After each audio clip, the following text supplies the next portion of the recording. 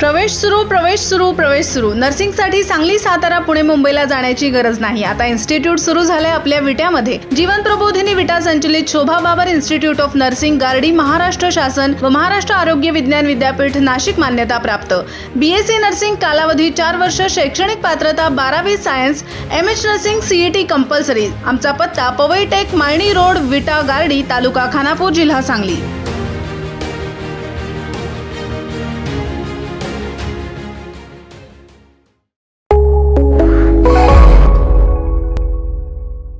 नमस्कार, मी अरुण आणि आपण पाहत आहात 7 स्टार न्यूज।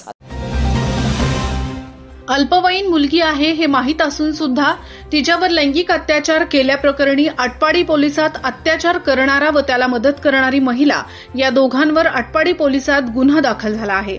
याबाबत अधिक माहिती अशी, यातील पीडित ही अल्पवयीन आहे हे माहीत असून सुद्धा आरोपी राहणार आटपाडी याने पीडित मुलीस जबरदस्तीने 4 चाकी गाडीत घालून आटपाडी तलाव येथे घेऊन गेले।